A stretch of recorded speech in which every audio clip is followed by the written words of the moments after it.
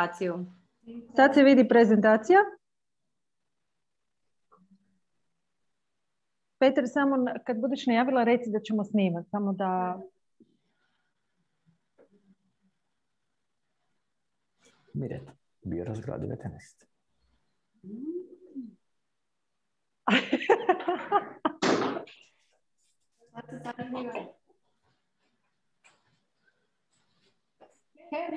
Hello and welcome. We will start after the technicians finish everything, hopefully. Yes. Sad ne bi nas, dobro.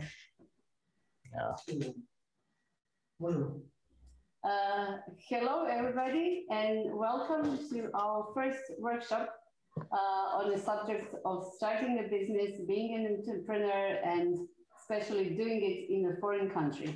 I would like to welcome everybody who find the time to connect now and to hear what we have to say. We will have 6 workshops on the subjects of entrepreneurship, customer development, sales, marketing, finance, and law.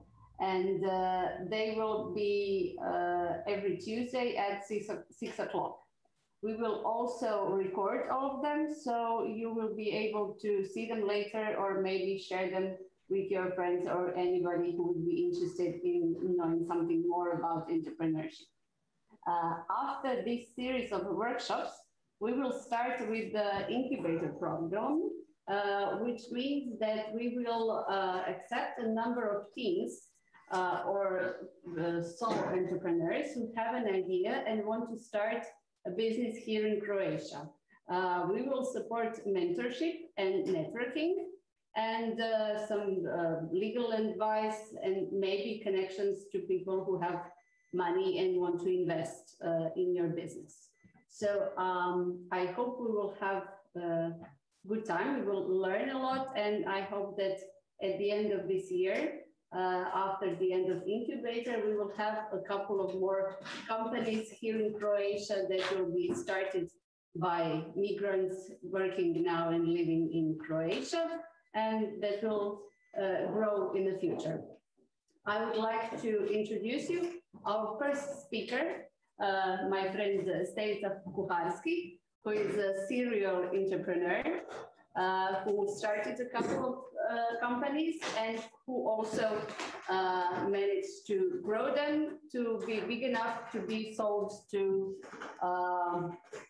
bigger companies or investment funds. So he did the whole circle of starting a company, growing a company, and then selling a company. And now he is working with Rouge Capital and has a lot of money that could be invested, hopefully in your companies, if they are really good ideas and if they are investable. And now we need to put the passport.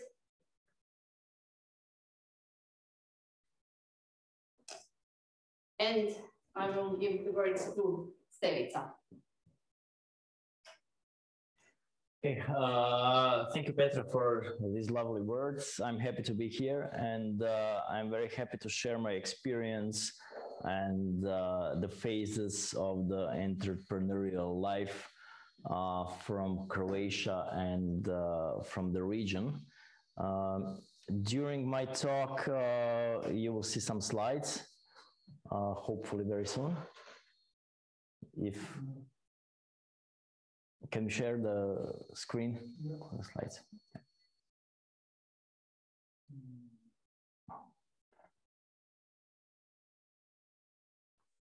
Great. So the topic of this first workshop is how not to be an entrepreneur. Entrepreneurial road is very complex one and very windy one, but can bring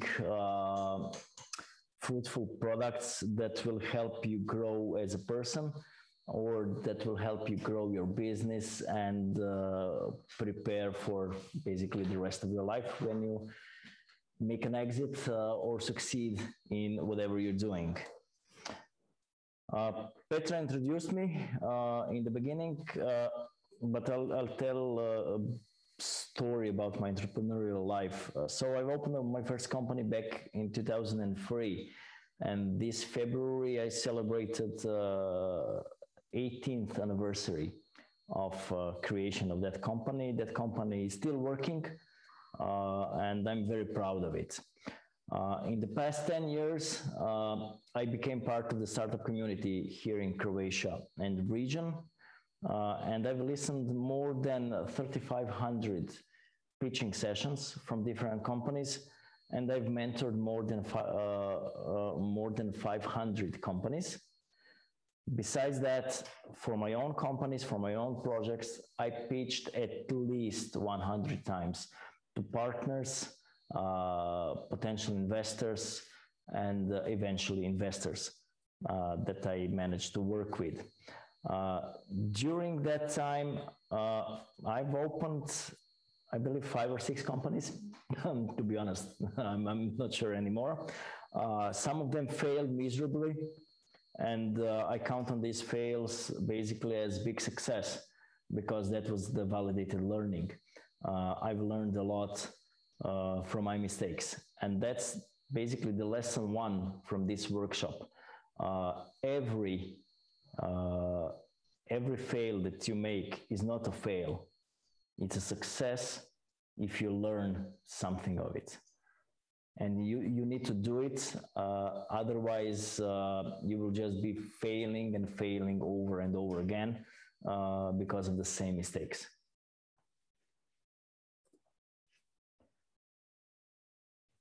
Before you start your entrepreneurial journey, there are a few questions that need to be answered. The first 2 ones are, who are you and where are you going? There is basically a simple thinking behind these, let's call them spiritual big thoughts. First of all, you need to define yourself and ask yourself, are you ready to be an entrepreneur? Are you ready to take business risks? Are you ready to change the pace of your workday, of your business life? If you are not ready yet, you just have to slow down for a bit with thoughts about being an entrepreneur, starting your own business, and start it when you will be ready. If you will start not mature enough, that will be your first failure, basically. So before you do anything, before you start thinking of the business, think about yourself. Are you ready to do it? And if you are ready for that jump, then jump. But don't forget, you need to know, where are you jumping to? What are you jumping into? Can I interrupt you? Sure. Were you ready the first time when you started? Yes, because since late teenage years, I knew that I would like to open my first company. I've opened my first company basically because a client of the company that I was working for came to me and said, we would like you to build us a new software. I was ready to do this. I had just one issue with this. And that issue was, the nature of that issue was morality. Because that company, that client was basically a client of the company I was working for. Mm-hmm. I had a long month thinking about it. And nevertheless, I came to the conclusion I'm going to do that jump. But the question was not, were I ready? Or was I ready? Or am I mature enough to do this? But is it a good thing? Is it a good karma to take on the company that I'm working for? Mm-hmm. But in the end, I wouldn't be an entrepreneur, or basically you wouldn't be an entrepreneur if the answer would be negative on that one. So I've jumped. And that's how my journey started. I didn't know where I was going, and basically I didn't care. I knew that at some point I wouldn't like to work 8 hours a day for someone else. That was the basic premise of it. After you answer those questions, you should ask yourself, where would you like to go? What would you like to do in 5 years' time, in 10 years' time, in 20 years' time? Would you like to create a company and treat it as a baby? Go to sleep with that company in your mind every day for the rest of your life? Or would you like to create a company as a project, try to succeed relatively fast, and then sell it to someone? Those are the questions you need to ask yourself, because the pace and the rhythm of your entrepreneurial lifestyle will depend on it.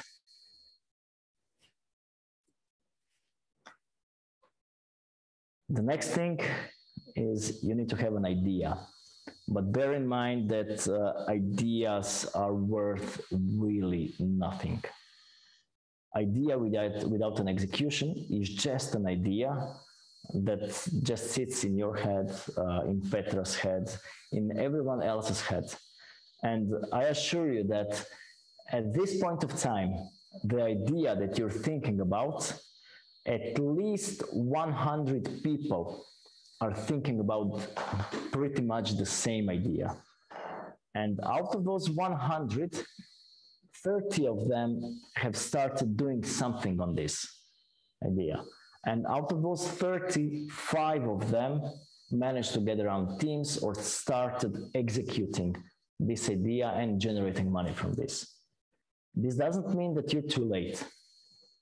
Your style of execution and your vision might be a bit different, but an idea is really worth of nothing. Very often I hear thoughts like somebody will steal my idea. Nobody can steal anything that's just in your head. Even if you put it on a paper, it's still just an idea. Execution plan of that idea is just a plan. You need to start working on it. When you start executing it, good things will happen. And the execution is a key to starting and defining a business. This is the period in time when your idea will start spreading. When you're starting a business based upon the idea, then you're starting to see the contours of that business.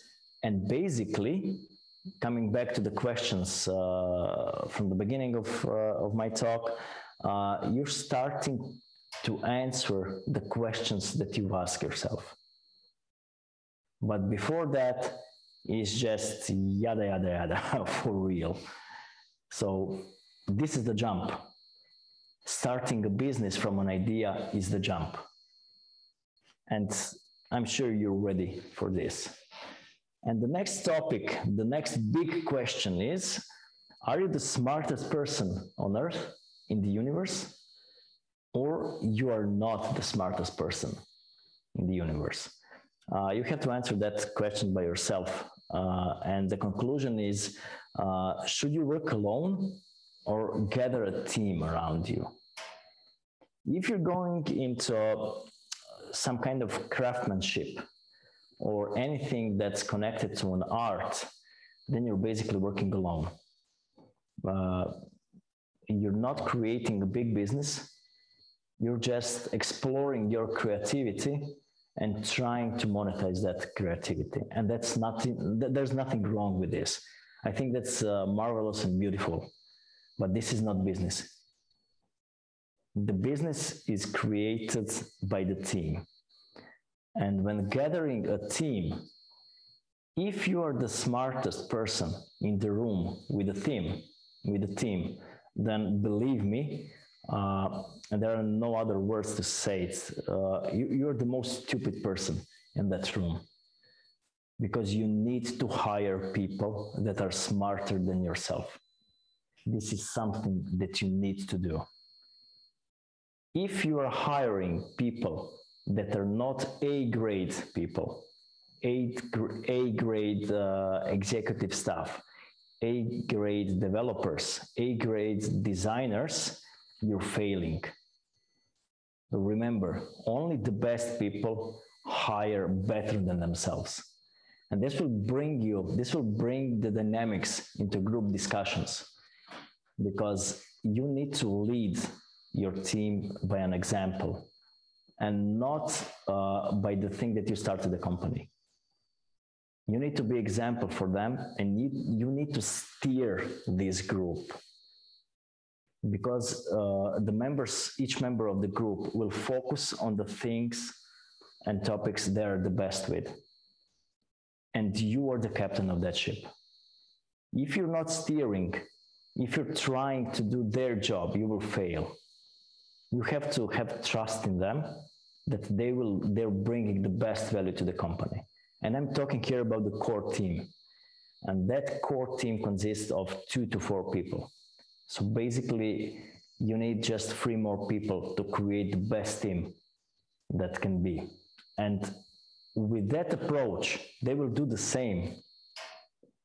They will hire people better than themselves for their topics. So a guy that is going to be a CTO in your company will hire better developers than himself. And this will show you, and to all of you, few things. First one, the ego of your partner, the ego of your CTO guy is not an issue, because he is willing to work. He is looking forward to work with people that are better than him. And this means that the cooperation between the core team might be really, really good. But don't forget, those questions from the beginning, your team needs to answer those questions as well. And if you do not answer those questions in the same manner, you're not going to click as a team. So think about that and always ask those questions to your potential core team members. And in the end, to the core employees in your company. If you do not do that, you will fail to understand them. And as you're failing to understand your employees are failing to understand the company, and you're failing in creation of company culture. So in the long run, that will be a fail. Opening a company brings you... Now the fun stuff. The fun stuff. Brings you a new set of rules. Because every country has a different set of rules, different laws. They're pretty much similar, but there is bureaucracy behind them. And believe me, you just need to be patient, kind and patient. In my whole entrepreneurial life, in my 18 years, I have never had problems with any kind of tax service, anything from the bureaucracy. I was patient enough. I was never asking them anything. And I tried to be pretty prompt on the response, because this bureaucracy thing is consisted of people. It's a Godzilla. And people are just doing their jobs. So if you're making their lives easier, because they have to follow the very strict set of rules, you as an entrepreneur, you make the rules yourself in your business. But these guys are following the rules that government set to them. And basically, all they need from you is simple answers or simple tables, and that's it. As long as you're giving that to them, you're fine, you're good. Because you will find that with those people, you can talk. You can find their problems, and you need to understand them. It is the same as understanding your customer, because government people in bureaucratic societies are your partners as well. It's very hard to comprehend that comparing to USA, or to UK, but we are here now in Croatia, in Europe, and most of the countries act pretty much the same. So if you show respect to them, believe me, they will show respect to you. Doing business might be killing your creativity, and that's the worst thing that could happen to you. So at some point you stop working on your business and you start working in your business. You're doing daily operations, you're handling customers, you're handling complaints, you are handling your core team members and other employees. Basically, you're becoming a parent to them, a brother or a sister, because you are spending with these people, basically 8, 10, or 12 hours a day. And trust me, you're not spending with your spouse 12 hours a day, not with your kids, maybe on weekends, but you're spending that time every day with your colleagues. And this sometimes can kill your creativity. This and tons of complaints because of everything. So never forget to be creative. Never forget to dream about your business, because you started your business because of a dream.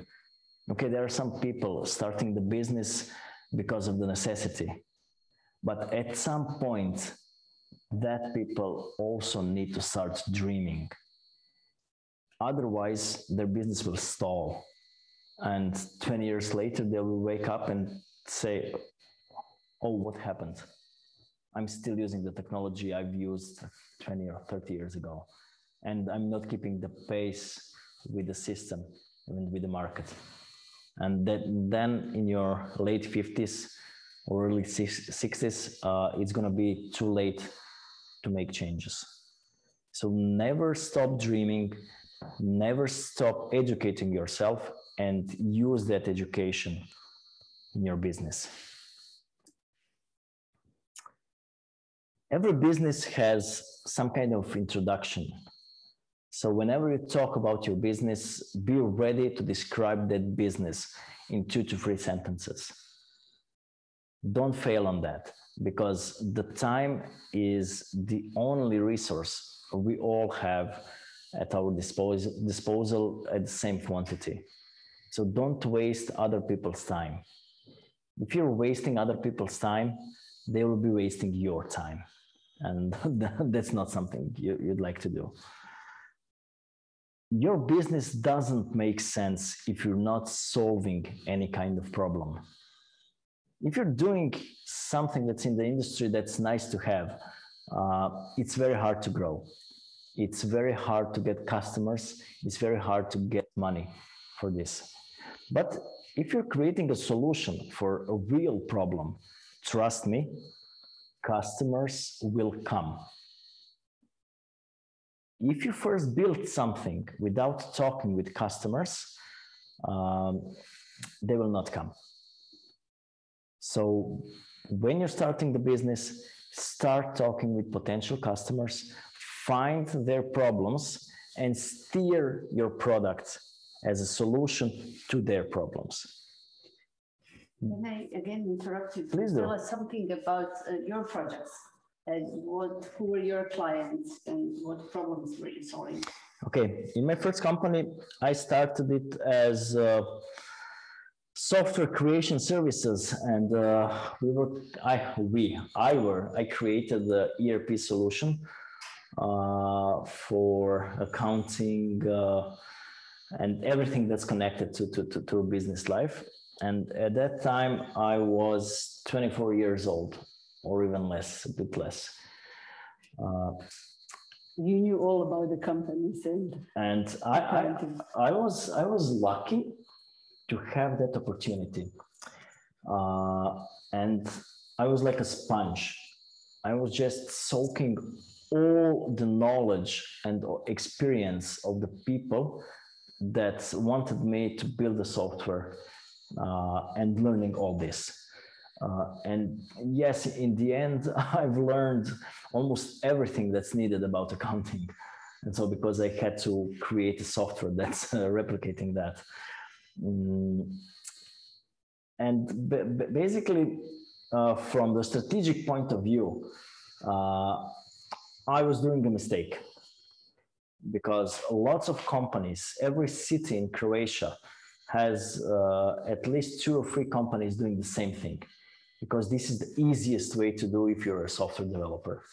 And you're thinking you're solving a real problem, but you're not. And the reason why you're not, because you're not an accountant per se.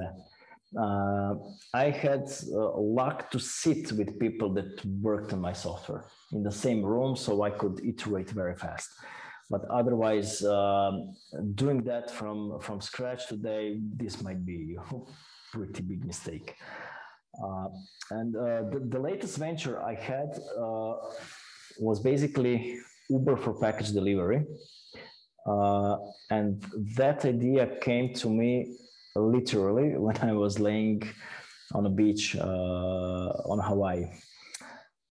There were some circumstances in Croatia that managed to get in because one of the market leaders went down under. And I thought it would be cool if someone would combine Uber and package delivery. Since I was creating software in logistics in that market for 10 years at the time, after 2 days, the idea got to my mind. I thought, hey, why wouldn't I do that? I have experience in the field. I know how to create software. Why not? So when I came back from United States, I thought about it for 10 days more. And in the next 3 weeks, I created a first version of it. I was lucky enough to post this on Facebook. And 4 hours after that, all major media from Croatia reposted that and started writing articles on this one. And it seemed that I managed to hit problem solution fit, and a few weeks after that, product market fit, gaining customers. So basically, to answer your question, I knew what the problem was because I came with experience with this one. And I was crazy enough to jump into the pool. If I may add that at that point you already had some experience and you were a part of the incubator network in Croatia, because it doesn't just happen that you post something on a Facebook and everybody shares. So you were building it up already. I agree and disagree with you. In the contact, okay? Yeah, I agree and disagree with you. Yes, I was the part of the network and the part of the startup ecosystem, and that's great. But if anyone else did that and presented a good execution of this at this point in time, it would happen to anyone else. Because it was the perfect moment in time to do this. Because that major player in the market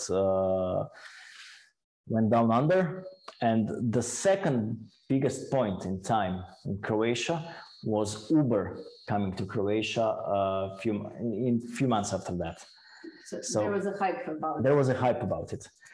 So if you're starting something that needs mass market, that needs lots of users or so, you need to be very careful of choosing the time, and you have to try to understand if it's a good time to do it then, or it is not. Try to imagine a wave, a curve. Your idea, your business might be ahead of curve, on top of the curve, or behind the curve. If you're behind the curve, you don't have a chance to raise money from investors. And basically a lifespan of your company, a lifespan of your business idea is pretty much limited. If you're on top of the curve, you have to know that lots of people are trying to do the same thing as you're doing. And the competition will be huge. And you need to build a really, really good, unique selling proposition, something that differs you from others to succeed. But if you're ahead of curve, just ahead of the curve, and you started, that is the best position for your business and for yourself.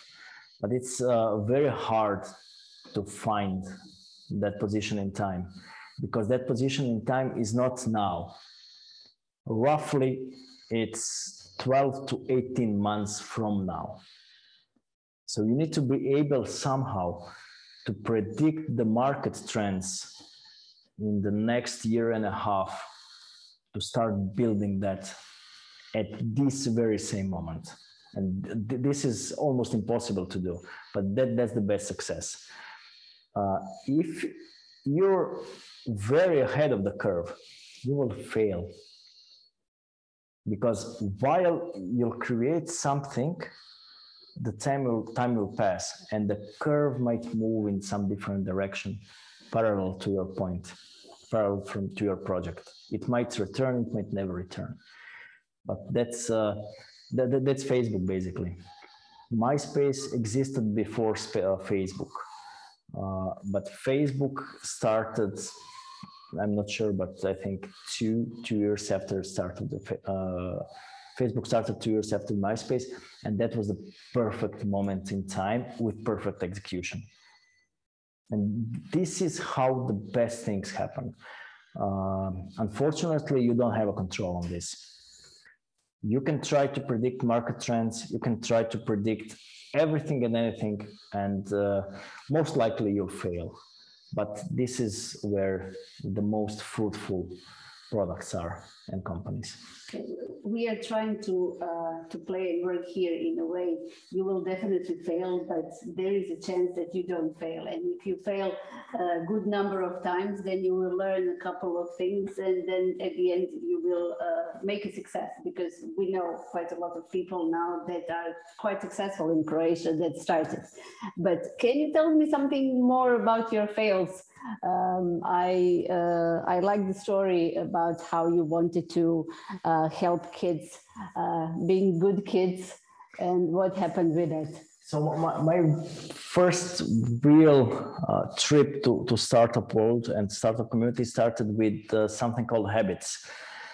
We created an application, a system that is a combination of Talking Tom and Tamagotchi.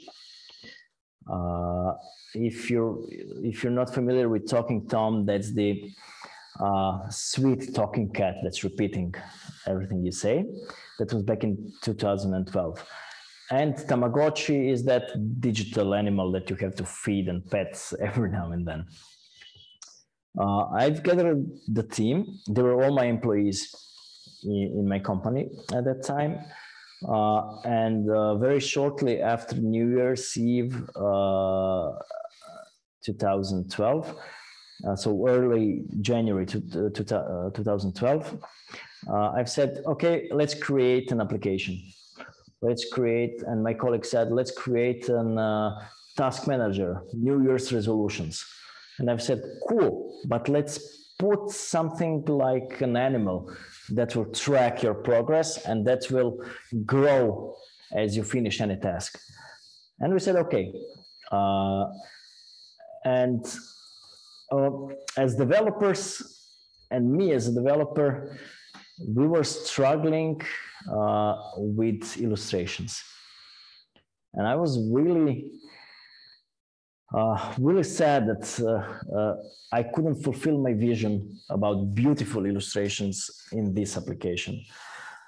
And then out of nowhere, literally out of nowhere, an email came to my inbox from a young lady looking for a job. And she was one of the best illustrators from Zagreb Academy of Arts. And she sent some of her work. I looked at it and I was thinking, no, this is not happening. This is someone from the team screwing up with me. But she was real, and she became part of the team, and she created the graphics with this. And somewhere on that road, on that path, we pivoted, creating an application for kids, and that parents will be paying for the usage in that application. In, let's say, a dozen of pitching sessions during 2012, we've managed to secure the investment of 30,000 euros. And in that fall, I went to Bulgaria, to Sofia, and spent 2 months there. Lessons learned, we failed with this project miserably. And mind you, we had in less than 2 weeks, more than 90,000 downloads of this application. We failed, first of all, because my team wasn't a team. Although they had shares in that project, they were just employees. And after 4 or 5 o'clock, they didn't leave the project. Second of all, we were creating a product for the market that we didn't understand. So we were creating an application for kids. No one from the team had kids. The parents will be paying. No one from the team was a parent. So we didn't understand our users, we didn't understand our customers. We had some tests that were good, but we couldn't get user attention high enough to continue growing with this one. And this is one of the best lessons learned, the team and the product market fit. So if you don't know the market, you're not touching it. That's as easy as it is. The team, if you are the smartest person in the room, I believe at that point in time I was the most stupid person in the room. I hope I've clarified that. Are you now the most intelligent or most stupid person in the room? That's catch-22. Okay, and how did you finance yourself in the start? I mean, from company's money. From the company's money. There were no customers at all. From company's money, and we raised those 30,000 euros. What is a company money? Where can I find company money? you use your other revenue streams. Okay, to so it. you work to finance yourself and to finance your company. Yeah, that part I know. So we spent company's money, we spent investors' money. We got nothing except the lessons, but the best lessons ever. Okay, that's good in the end. What is next? The solution. Now, just to say to our listeners that all these topics will be actually something that we will go through on the following workshops. So we will do exactly the workshops to tell you hopefully how to avoid the mistakes that Stevica did and many other our mentors, and to, I don't know, find your own mistakes or to grow and be successful as fast as is possible. Smart people learn on mistakes of the others. Stupid people learn on their own mistakes. Oh, don't say that. I don't feel smart when you say it. And it's pretty cool to be stupid this way, because as entrepreneurs, we're stubborn enough to learn on our own mistakes. So if you're gonna go that path, there's nothing wrong with you. We'll just say welcome to the club. So we will just say we'll be stupid and failing, and let's go. And sometimes you win. Okay. So basically, I spoke about market. You need to know your market. If you don't know your market, do everything what's in your power to know everything you can do with this one. Because based on those researches, based on your findings, you will create business models. And business model is just a fancy word, how you make money. And that's easy. Try to avoid one-off payments because you need to know your cash flow. You need to know how much money will you get in 6 months. So whatever you do, especially in digital world, try to get people to subscription model. If you're thinking about some old school service industry, like hair salon or so, be innovative. Sell your time in advance.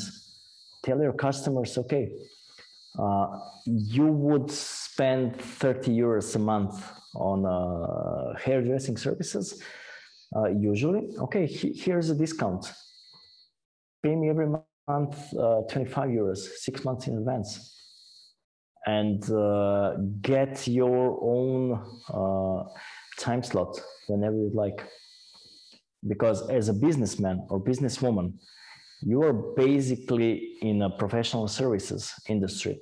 You are buying time of your employees, adding some cost concerning the equipment they use, adding some margin on top of it, and then selling that to customers. And if there is a way to know what will be your revenue in the next 6 months, to know your revenue in advance, you're cool because you can calculate things. You can do what any businessman or businesswoman needs to do. You need to do business and not daily operations. And don't forget, competition is always waiting. Sometimes competition is good. Competition is bad if you're just starting the business and you have 20 competitors that are really strong in your area. That's not good. If you're alone in the market, think again. Why are you alone in the market? Why is nobody doing this? There are a few options. Either you are just ahead of the curve and you will become the leader in that industry. Either that industry or market is not good enough. So nobody would like to touch it. It's not lucrative enough and there is no future in this one. Trust me, the chances for being ahead of the curve are really slim. So always try to think about your cost of your business and try to do revenue projection and see if that suits you, if that suits your lifestyle. When you start doing business, you will gain some traction and you need to know what and how to do. You need to track your customer numbers. You will track your revenue, of course, because hopefully you'll get some money. You will have to see some kind of user retention. You will have to try to understand what's happening with your customers. And if you're going to be doing some good stuff, there will be PR articles about you. There will be letters of understanding, letters of intent, memorandums of understanding, lots of fancy PR stuff. But that's all vanity metrics. You don't need that. You don't build your business on vanity unless you're becoming a celebrity. But that's not a business. So be very careful when you define your key performance indicators, KPIs. What's accountable and what's not. Patting on the back is not accountable for business. It's good for your soul. It's good to feel good, but you're not gonna make money out of it. And always think about the next steps. Think about the next steps of competition. Think about your roadmap. Think about your plan. And if the competition is doing something very similar, do not copy them. That's stupid. Do not be behind others. Lead, try to lead. Try to find something that you're really good at and continue doing that until you succeed. And don't forget about the team. At that point in time, if you didn't select the core team, it's time to do that. Because you're not an octopus. You don't have 8 hands to deal with everything. You need to talk about your vision with your core team and to steer together anywhere that the journey will get you. And never, but really never stop asking yourself, what am I looking for? In the first year of business, you'll be wanting something new. In the second year of business, there will be something else. In the third year, something else. Things change, people change, you change, market changes. So never stop rethinking what you're doing, because nothing is permanent, especially in the business. And always focus on problems. Focus on customers and their problems. Solve their problems. Do not focus on solution. Do not fall in love with your solution. Fall in love with problems, because customers can feel that. Customers can see that. And they're willing to pay more money for this because they see that you are involved. They see that you can understand their pain. And if you can understand their pain and solve their problems, you just have to focus on delivery. Because your job as businessman or businesswoman has just started. Your operations job is somewhere near the end because you're hiring people in the team and you just focus on delivery and new customers. And always grow expectations from your customers. You need to get them to want more and more and more. You need to keep them loyal to your company, to yourself in the end. But don't forget to deliver the credibility. Do not try to earn big stake of money in the first job. Do not try to push them. If you're chasing your customers, they will feel bad and you might not be credible. Let them come to you. Create the best solution. Be the best problem solver for their problems, and you will be the most credible person if you deliver. And that's basically the bottom line of any business. You need to close the deals when they come to you. And when you close the deals, when you or your people will be delivering solutions, control the quality. Don't forget about that. Test everything, check everything. It's not really just digital market in that sense here. If you're creating a physical product, do the quality assurance. You need to be the best in what you're doing. And this is the only way how can you succeed, because this is the only way how will you keep them hungry for more and more and more, and they will be coming back to you. It really doesn't matter if you're cooking food, doing hairstyles, doing software development. It really doesn't matter. Credibility, delivering quality, and the customers will become loyal and returning customers. And that's basically That is really, really challenging. I'm always a bit scared, you know, how will people react with everything that you have to be and to know to become entrepreneur.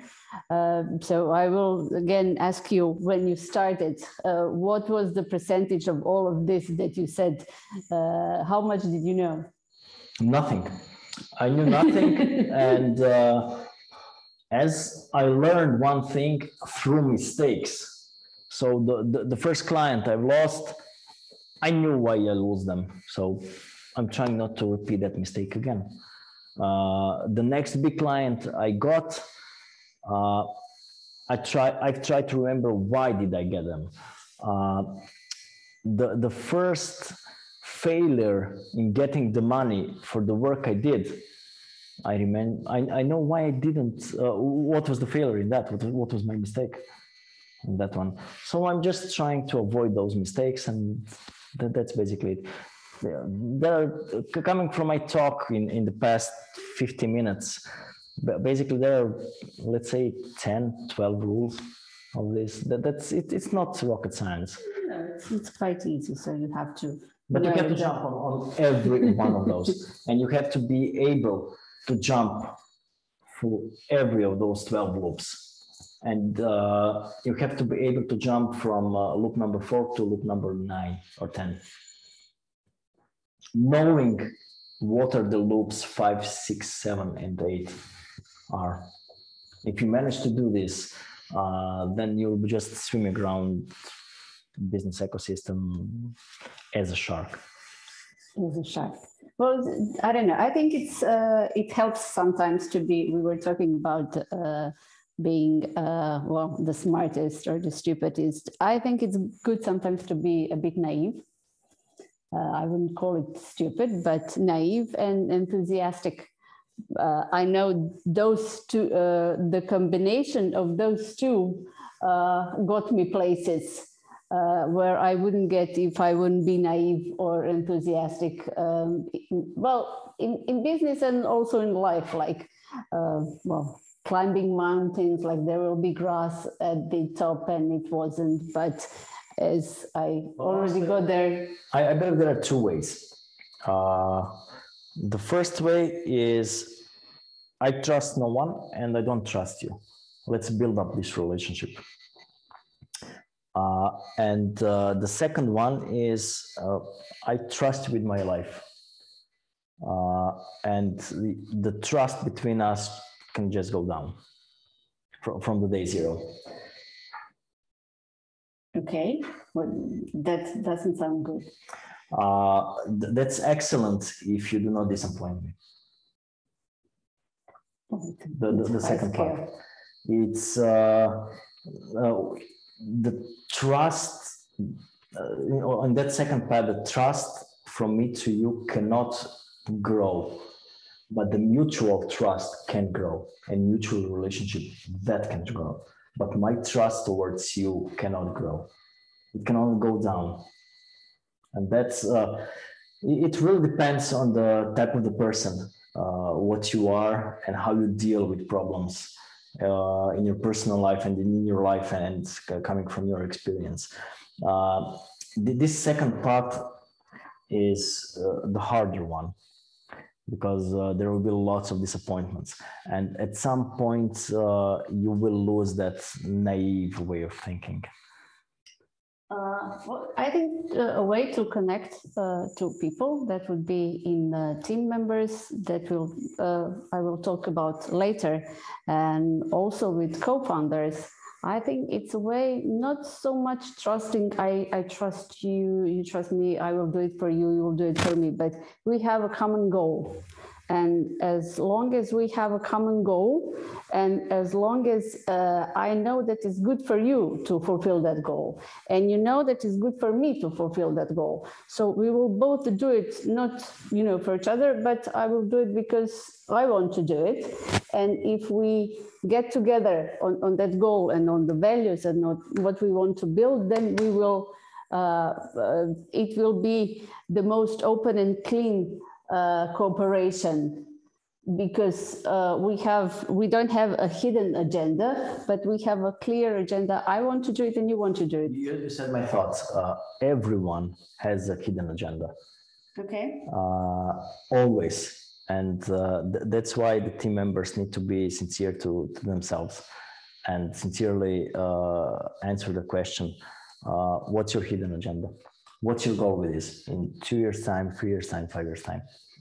When the core team members answer those questions, they can do whatever they want, because they will know that member number 3 will go after this stage.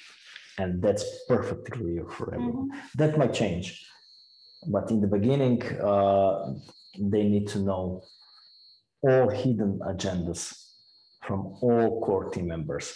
If anything from the agenda stays hidden, it will leave the sour taste.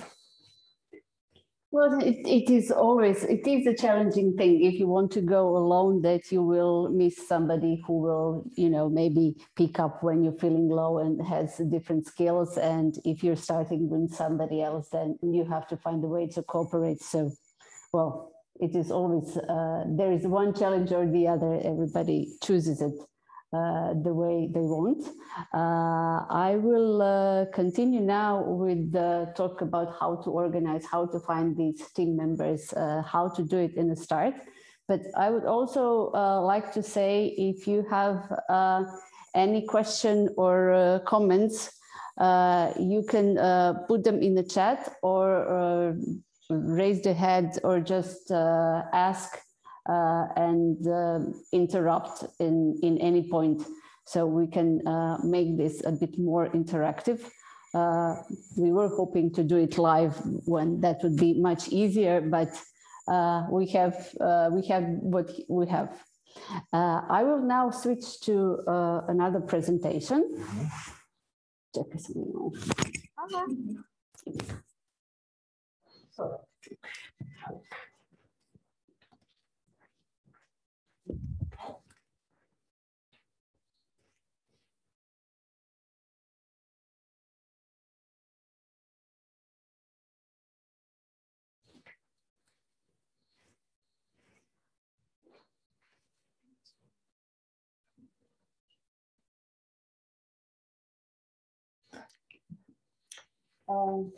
So, Stevica, thank you very much.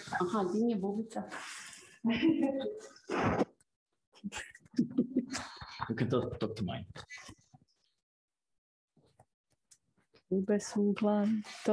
Yes, it's true. Okay. Stevica, thank you for joining us.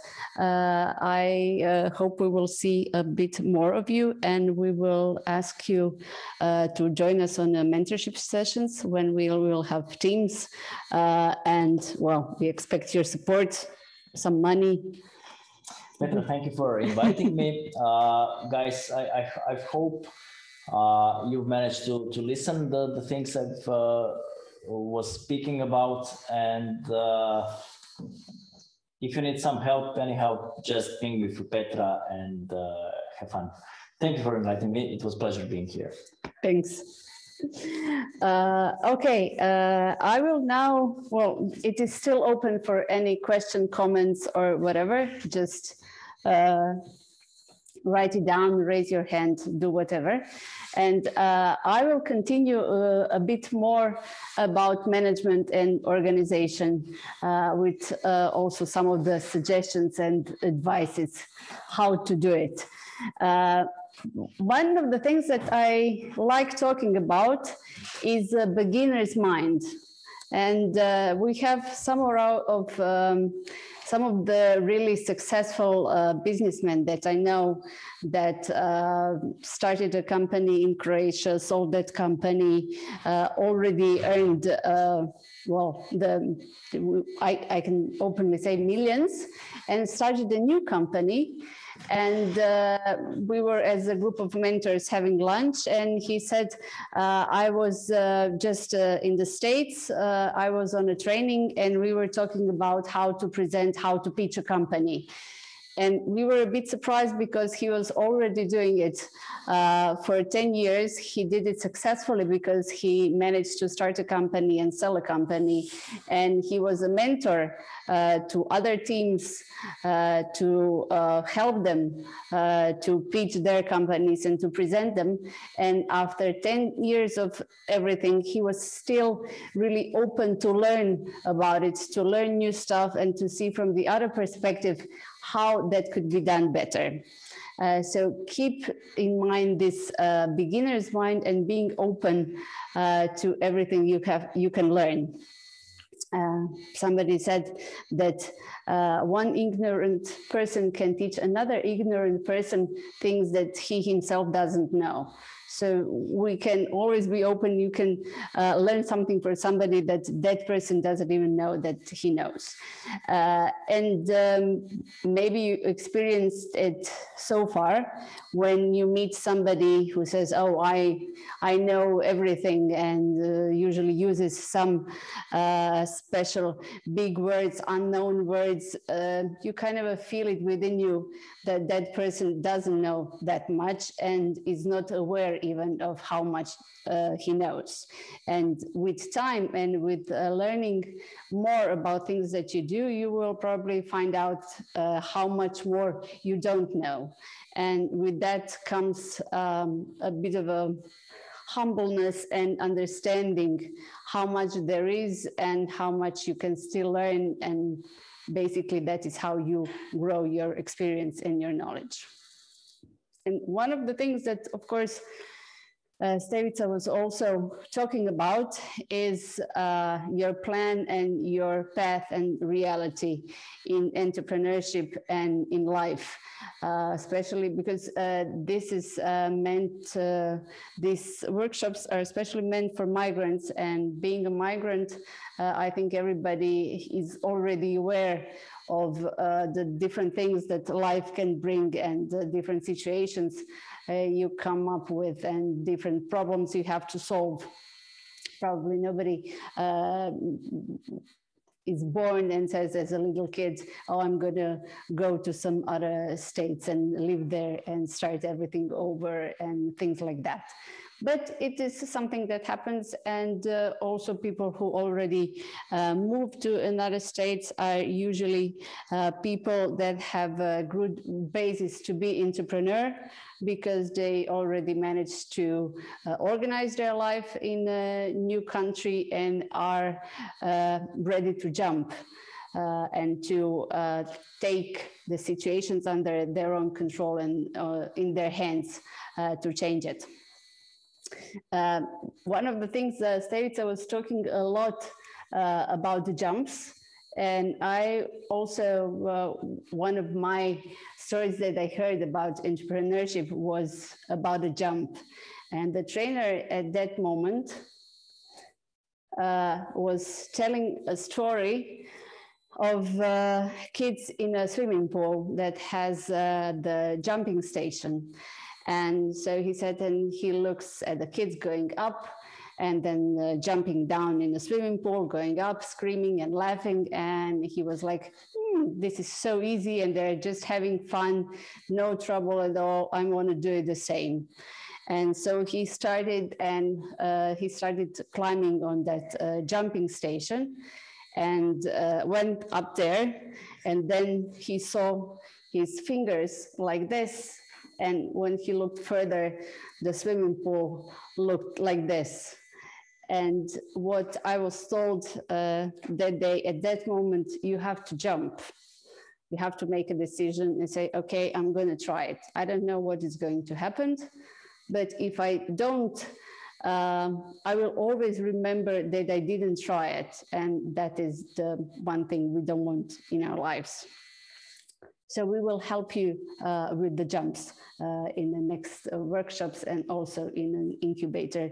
At least you will talk with a lot of people who did the jump and survived and are happy about it. So how to start? As Stevica said, you have to know where you are and be realistic about it. And you have to know where you want to go. And then you are figuring out how will you get there. From my experience and the experience of people that I know, you usually don't know the whole way. You just know, like, okay, these are the first 2 steps that I'm going to make. And I have a vision that those steps are taking me to the goal. It doesn't, you cannot know the whole way. And one of the things that can keep you on that path is to know which are your goals and to see how are you moving forward. It is quite important when you're starting a company, when you are working with other team members, with your co-founders, or with yourself, basically, to know what you want to achieve. And it's also important that you write it down, that you cannot trick yourself. Because we are so very, in Croatia, we like to drink a lot of coffee, so we meet very often, we order some coffee or something else, and we talk about things that we are going to do. And that's just talk, and we never actually, we don't care that much if we understand each other completely or if we are clear about what we are going to do. And that is also a bit of a self-talk that we do with ourselves in our heads as an entrepreneur or as a person.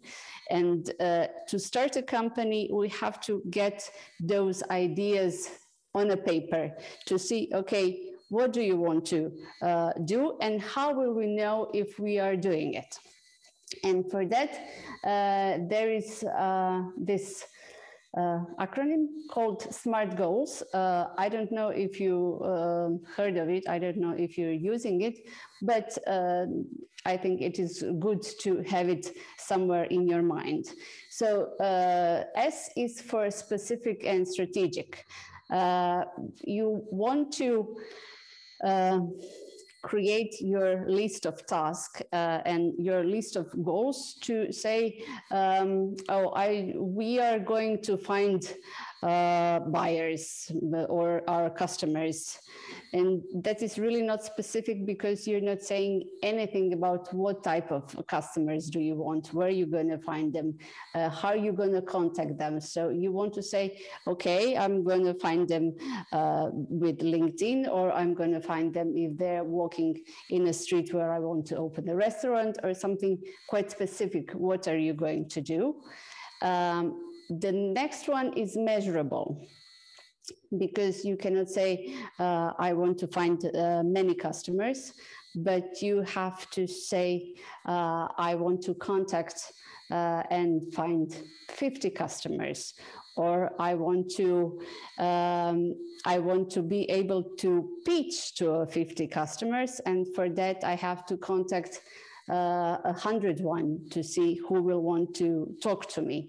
And definitely set a goal in this way to say, in the next 2 weeks, we will contact that many customers, or we will send that many emails, or we will bake that many cookies, or whatever you're planning to do, and see if you achieve that goal in 2 weeks' time, or 1 week time, or whatever time that you do. If you don't,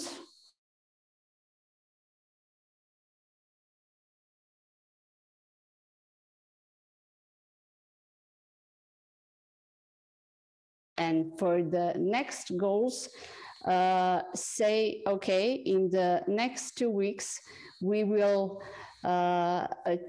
contact 30 customers and not 50, and see how that goes. Why am I talking to you about this? This is a standard part of our program. In an incubator, we are working in a way that every team has to set a set of goals that they will do in 2 weeks' time. And usually, even though we always tell this in front, everybody is a bit too ambitious, and they set goals that they don't achieve actually in 2 weeks' time.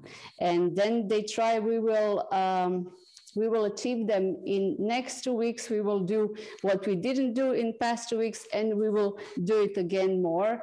And again, usually this doesn't happen. And after some time, they get tired and say, okay, we have to accept that we cannot do 50 in 2 weeks, but we can do 10 in 2 weeks. And then they achieve it, and they actually contact 10 customers and start growing what they're doing. And this is very important because, as Stevica said, you want to, it's said to under-promise and over-deliver. And you have to know what you can deliver in 2 weeks' time. And if you have this practice to delivering your promises to yourself, and you write it down, that you will be much more secure when you tell it to somebody else. Okay, this is something that I will deliver in 2 weeks. And this is the way to build a relationship and trust with your customer. Okay, he said that he will deliver in 2 weeks. He will build a kitchen, what we agreed, or he will build a half of that kitchen. And then in 2 weeks' time, I will have a half of the kitchen. And if you overpromise and say, okay, everything will be done in 2 weeks, and then after 2 weeks, I find out that they didn't even start, I would definitely try to get away from that relationship and would never recommend somebody. So that is really important for you when you start, when you say, okay, now I'm starting with my business, with my project, to take it with a pen on paper, it's okay, or with any kind of program or whatever in Excel, to write it down and to have it written, what will you do in 2 weeks' time? And then you have like official meeting even with yourself. So you said, okay, you said that you will do it, and how that is how you will achieve it. Next thing about the goals is to be achievable. So it is good to be ambitious, but you have to, in this way, find out what is achievable. It doesn't do you any good to set non-achievable goals to yourself. So next, in 1 year time, you'll be millionaires, or next week we will contact 1,000 customers. Because if you don't, from time to time, achieve some of your goals, you will be constantly unhappy because you're not achieving anything. And that will decrease your motivation to work with your project, to continue with your business. So you have to find something that you find your well, little satisfactions, at least, that say, okay, I did what I decided to do. I did what I promised to myself. I did everything that I could. And after that, okay, what happened, happened. I mean, it is very difficult to say, as Stevica mentioned, to be just ahead of the wave. You are somewhere and then the wave will come or not, but it's very good to know that you did everything that you wanted to. They have to be results oriented. So you have, it has to be connected with what you want to achieve. So maybe if you want to start a restaurant, you want to, for example, find customers who will come to eat. You want to arrange your restaurant, but from the beginning, it would maybe not be so helpful to say, okay, my next goal is to spend 2 weeks in decorating some special papers that I will give to the customers, because in the starting point, that will not bring you customers. It's not so relevant, and it will not create additional money that you actually need to grow your business. And it has to be time bound, so you have to set it, as I said, in 2 weeks or 1 week or 1 month to say, okay, this is happening or this is not happening, to know when you will, what is your finish line. And that is something about goals. And one of the first goals is to find a team. To start working, as states, I said, you're trying to find people that are smarter than you, or at least that they're smart in different way. You want to find somebody who knows things that you don't know. Usually it is the way we say, okay, somebody is more of a hustler, is more into sales, is more into going in front, meeting people, making promises, doing the deals. And the other person is more, I can say, is more keeping the house safe and thinking about doing the delivery, thinking about how you will do it, and more of a production and, you know, keeping the company safe and stable. So that is the good way to find the balance. Or that somebody is more like a tech guy, somebody is more into risks, and somebody is more into not taking risk and taking care of the finance or something like that. It is it is a good match.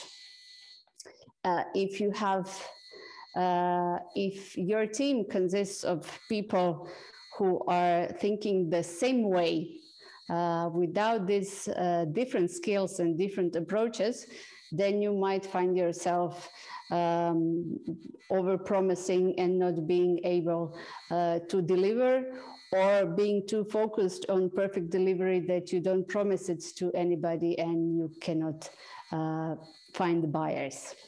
Here is one sketch of people. You will hire people. As I heard, a way that is interesting, hiring is luck and firing is skill. You cannot really know what kind of a person did you hire. I suggest to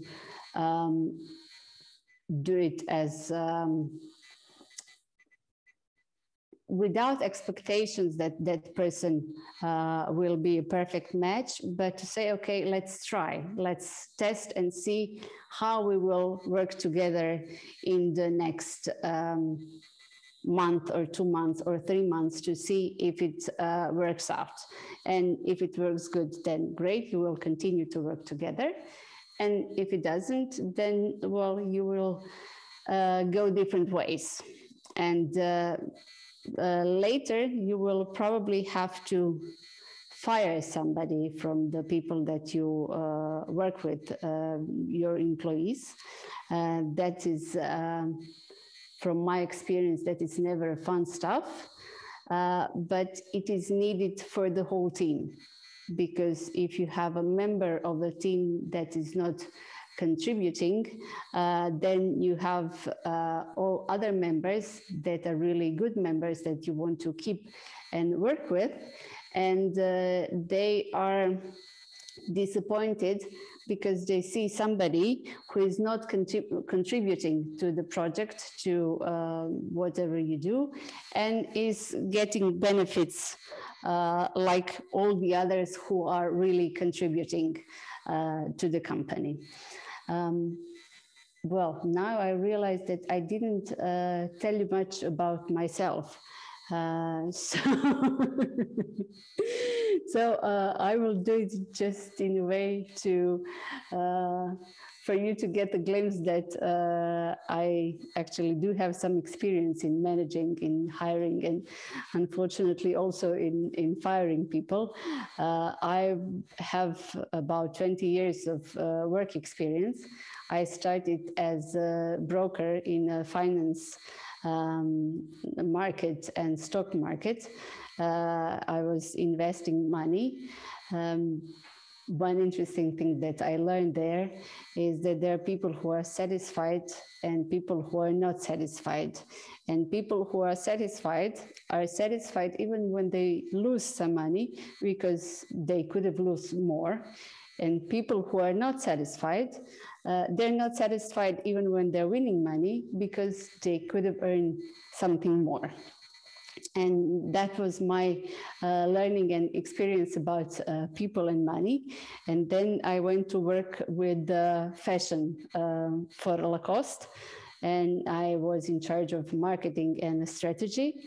It was a really interesting experience of traveling around the world on fashion shows and seeing how an entrepreneur can start a company and then destroy a company, because at some point you have to grow your company, you have to accept that the company is changing and that you have to change the way you run your company, the way you delegate, the way you run your business. We will talk about it a bit later.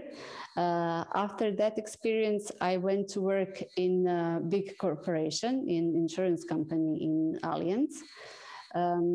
I started in finance and then went in administration. At the end, I was head of administration division with 3 sectors and altogether 60 people that were working in that division. It was a really, really great experience in management and in leadership. And I learned that the best way to delegate and to let other people do their work is if I don't know that work and I have no other option, and then you just accept that people are doing it in the way they do. If not, then you usually have this idea that you are doing it in the best way. The next lesson and the really interesting experience was to be in charge of a division, and then you have directors or managers who are then in charge of the people, and accepting that everybody is doing it in a very different way, and none of those ways it's the way I would do it. So people are not clones, and it is necessary to accept how differently they work, how they operate, how they communicate. And after this experience in a big corporation, I decided to start something of my own and to have a consulting company to work with other companies to help them organize their processes and to help them grow, to help them overcome the issues that companies have on these borders when they grow from one room to several spaces, and then furthermore how the companies grow.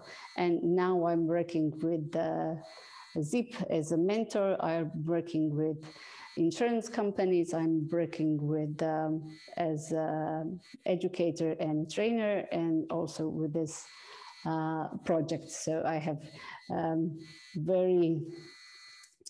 I let myself do quite different things, and that makes me happy and satisfied to be able not so much grow in one direction, but to explore what are the many things that I do. So now to go back to the presentation and about the team. You will have a team, everybody has, with different levels of skill and motivation. I learned very early when I was in the faculty. At this point, I would cherish motivation more than a skill, because it's much easier, I would say, for motivated people to learn something than to get skillful people who are not motivated to do whatever it is needed. So here you have, if somebody has low skill and low motivation, well, that is a person that you rather wouldn't have in your team because it doesn't help in any way. If you have a person who has a high motivation and low skill, it is okay to micromanage. That is something that usually everybody says, don't do it, you have to let people grow. And as Stevica said, don't do operations, you have to think about your business. And that is all very true. But in the beginning, if you have a team member who actually doesn't know how to do it, it is very good that you show that person and that you show them the steps so later that person can do it by himself. If you have a person with a high skill and low motivation, that is a challenge. And that is more of this personal challenge. It takes you to be a bit of a coach, because you don't really want to lose that person, because it probably has skills and the knowledge about your company and everything that already was done. But it's kind of had enough, or there was too much stress, or lost his interest, whatever happened. It is good for you to say, okay, I still want to keep this person. I will see and talk and give that person a chance to breathe, to relax, and to see if that would bring a motivation, or maybe he has to change something. Maybe it is time to give him some new task. It could be whatever, but first you have to kind of let that person breathe. In no way going to micromanage people that know how to do the things they have to do. And of course, sometimes you are really, really lucky, or you did it, or you did some good job in the past couple of years. And then you have people with high motivation and high skill. And when that happens, get out of the way. So don't bother those people with micromanaging, with advices. Let them do what they have to do, and tell them, okay, but come to me if you have a problem. And of course, keep the control. They still have to report to you, still have to know what is going on in your company, but you don't have to be hands-on on that person. And that is the best way to work, is when you have a person who is who can do everything, well, not by themselves, but who can coordinate, who can work on it without you. You can just find out, okay, everything is done. I can do something else. This is the same thing, more or less, with a different way of explaining it, but it is something I think very important for anybody who is doing any kind of management in your own company or in any other company.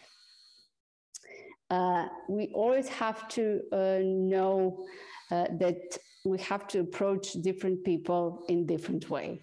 So at first, if you have somebody who has low skill, who comes new to the company, doesn't know how to work on it, is this S1, then that person needs to be provided with specific instructions, and you want to closely supervise the performance to see if somebody is doing it the right way or is doing something the wrong way, which you want to clarify and not to continue with it. At the next level, when that person knows more about the job that has to be done, you explain the decisions and provide opportunity for clarification. So you don't have to be that much with hands-on the things that have to be done. You have to find out if that person needs some clarifications, and then let them do the thing and grow by themselves. After that, you have a person who knows everything about how it has to be done, but is still a bit insecure to take responsibility and to make decisions. And for that part, you share ideas and facilitate in decision making. So you are a bit of a coach, a bit of a support. You are participating and you are encouraging that person to start making decisions, to take responsibility, because that is the next stage in growing. And then, okay, again, at S4, you have a person who knows how to do it, who is comfortable in making decisions, and you can just delegate, or that would be turn over responsibility for decision and implementation, and just wait for the results that are coming. And here is one nicer way, again, to describe what we are doing. So tell them if they don't know what they're doing, show them how to improve, then be a support to let people try, and then at the end, leave them alone. It is quite unfortunate. Some people are scared in the workplace, you might find that out, to teach other people and to show them how they can learn something and grow, because they are scared that some person will take away their job.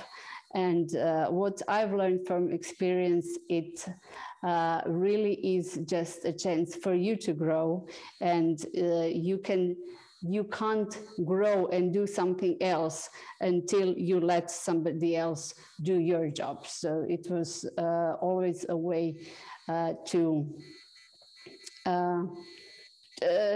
success and to your own growth, not really the problem if you teach somebody else to do what you already know.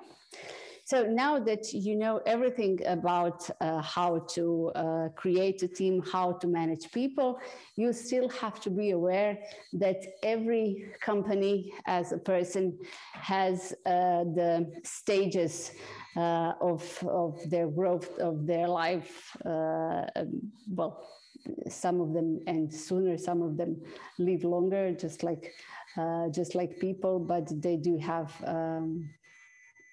different problems in different stages. So first stage, you are happy to exist. You are doing something. Everything is new, and the founder doesn't really know what they're doing, how they're doing, what will be their buyers, and everything like that.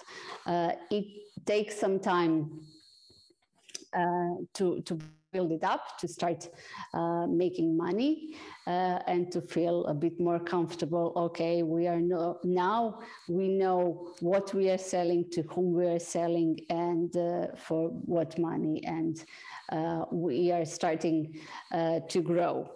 At some point, for example, companies that I was working with as a consultant, they grew from being in one room, in one office, into being a company with a couple of offices in different places. And that was the first problem they encountered, because when they were working all together, they didn't need to have any kind of a procedure. They didn't need to have special rules how things will be done, because they were just all together and they knew what is happening without any special meeting, just by getting to work, talking to each other, listening to what other people are saying over the phone or with some clients coming in, and everything worked out perfectly. And then the company grew, and now they were in a couple of locations, and they had a big problem of communication and of making sure that everybody knows what is going on in the company, because they still felt like everything will be done spontaneously, and people in the office on the other side of the town will know what is happening in this office. And of course, that wasn't happening. And at that time, it is needed to start working with some structure and some procedures, and trying to see, okay, where we will hold needed information, how we will share them, and start organizing the data or the meetings or whatever it is needed for that company to grow then further. Next step that I noticed was usually the problem with the founder or with the owner. Some people are good at starting a company. Some people are good in managing a company that is changing fast or growing.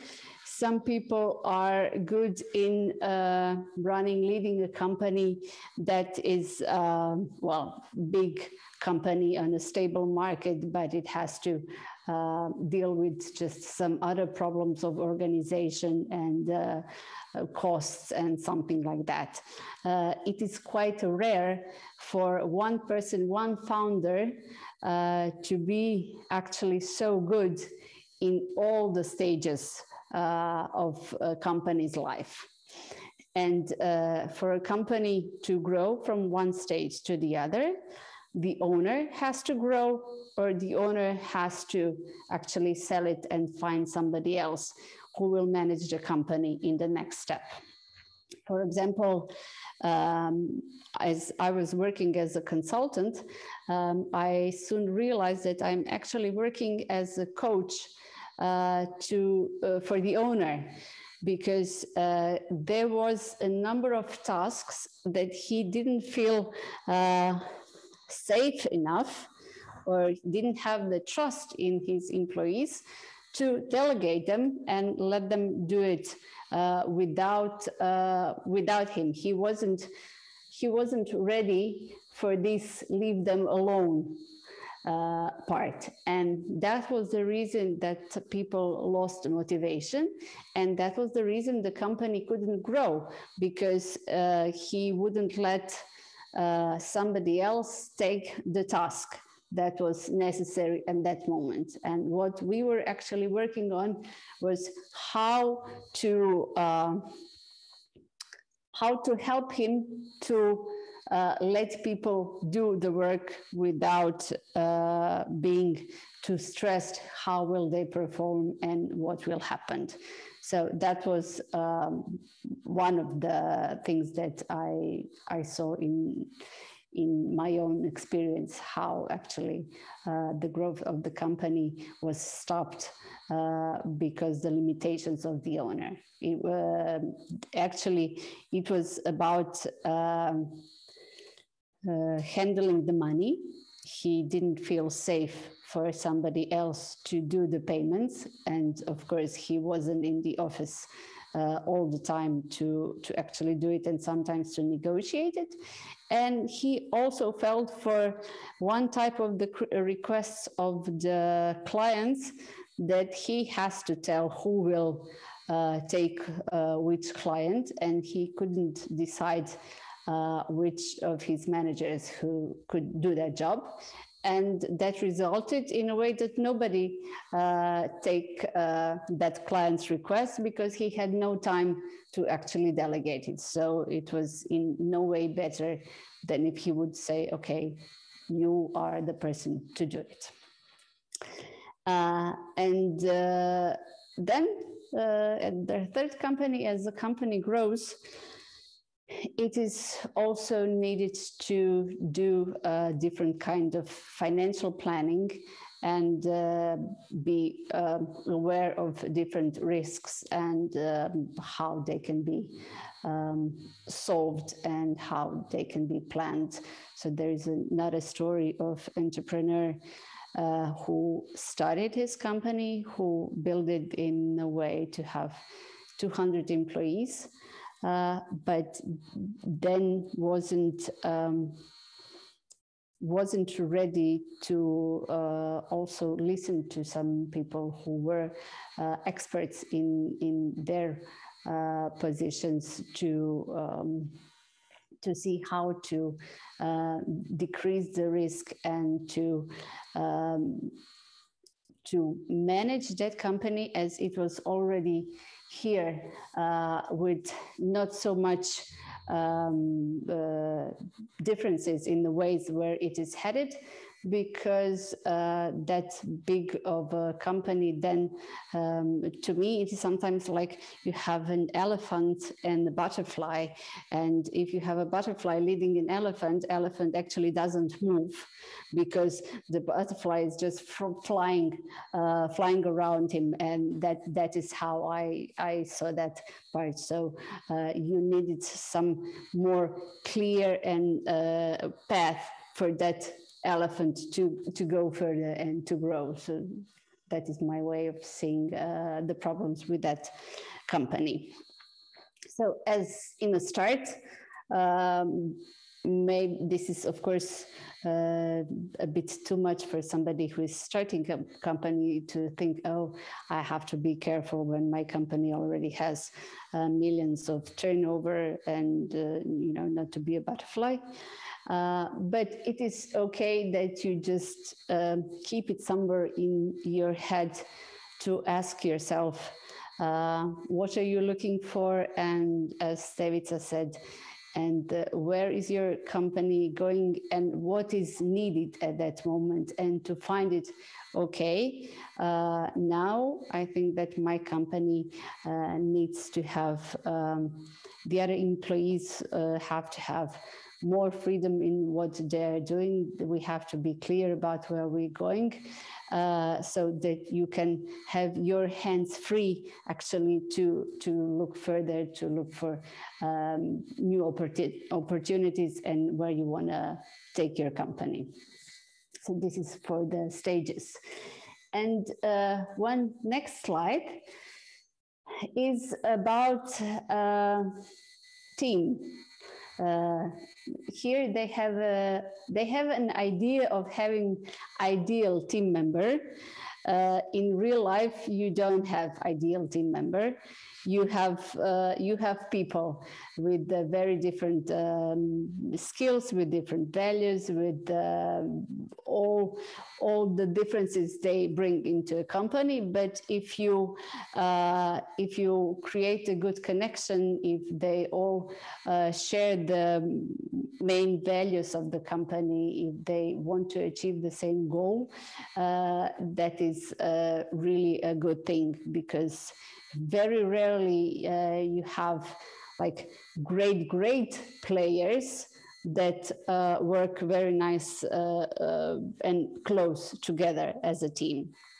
More usually you have a great team that is created with just how to say it, an average people who want to do something.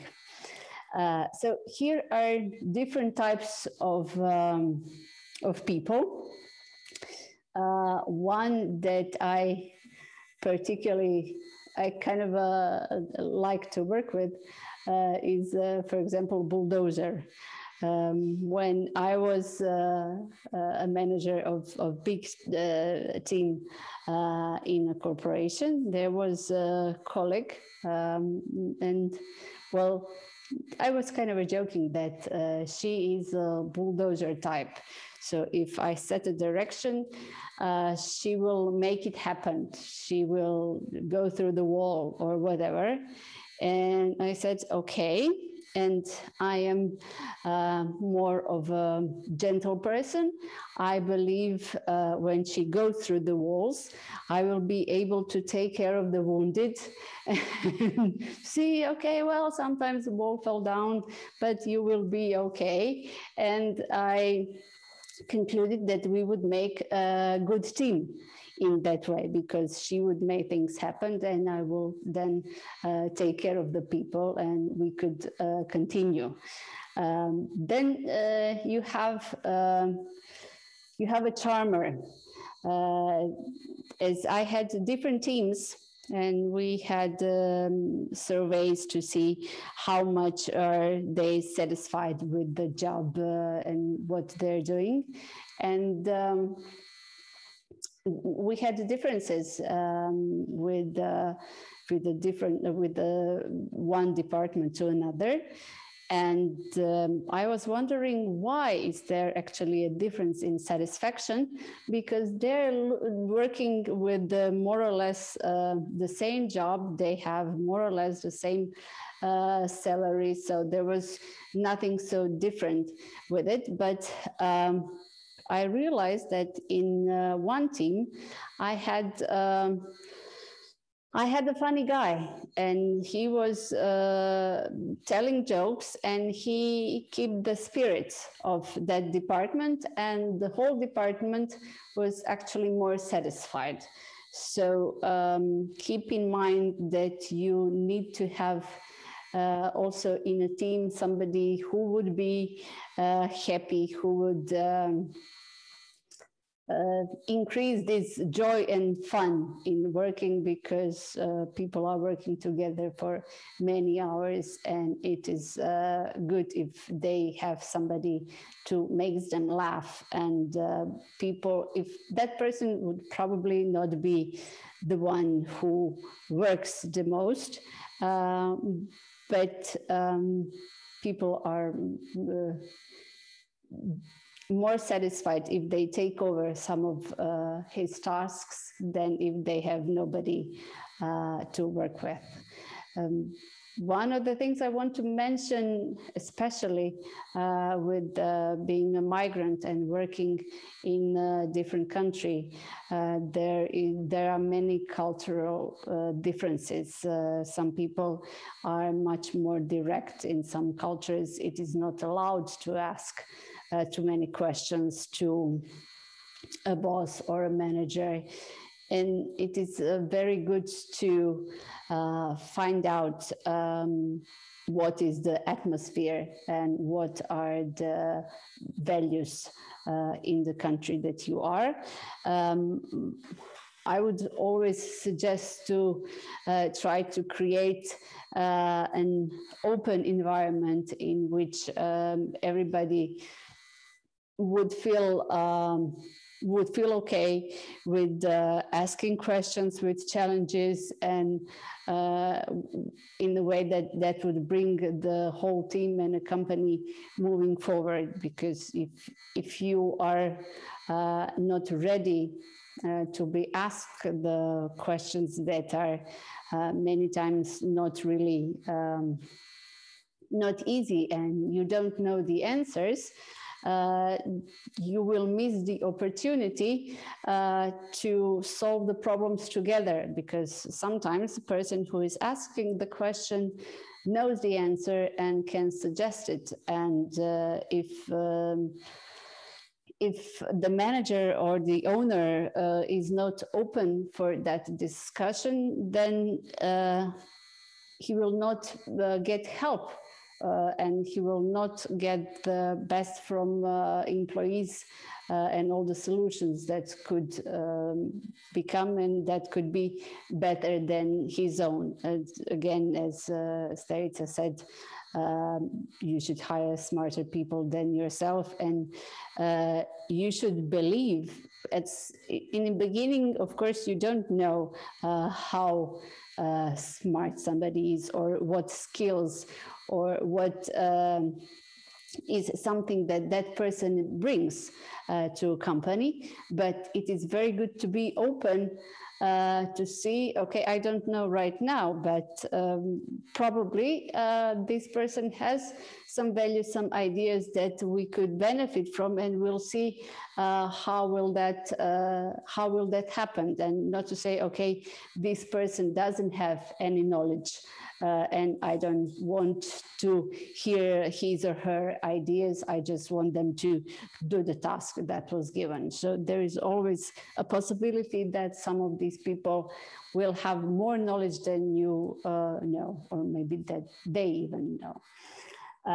As we are coming close to the end of this 2 hours, I would like to say congratulations. I can't really see you, so I don't know, maybe you're falling asleep, maybe you're really excited about what we are talking about. I would just like to say congratulations that you stayed with us for these 2 hours. And would like to close this this first workshop that we are going through with okay, some more about personality types. We will share you these presentations, so you can see them later. You can ask questions on the next workshop about the things that we this time, and of course, hopefully you can spread the word for the next workshop that will be in 1 week on Tuesday. For more people to join us, we will talk about customer development, about an idea that you have to know who will be your first customers.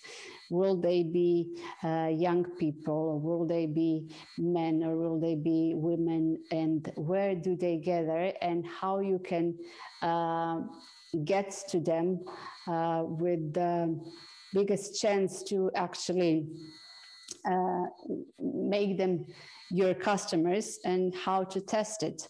Many of the owners that I know now had actually had like a real person in a picture, and they call him, I don't know, Steve. I would use now international name to picture it as a real person, and to see how that person will use their product, and to try to find the best way to approach him. And we will, our mentor will be Davor, who also started a couple of really interesting and different companies who those companies were quite successful. He managed to sell them, starting a new company, and now he is very much into artificial intelligence and has really interesting stories to tell. But he was also, he had a digital marketing agency and various different things, so he can talk about all sorts of topics, and how he discovered who would be his customers, and how we can help you start with the idea, how we can help you to say, okay, what is your business gonna be like?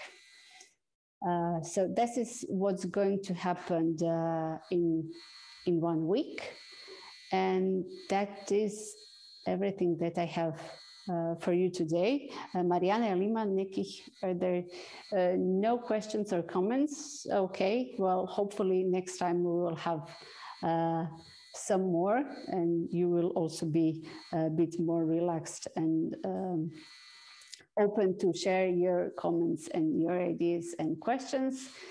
And so thank you very much, and see you in 1 week. Bye. See you. Thank you. Thank you so much. Bye. Bye. Pozdravljaju. Thank you. Bye. See you in a week. Bye.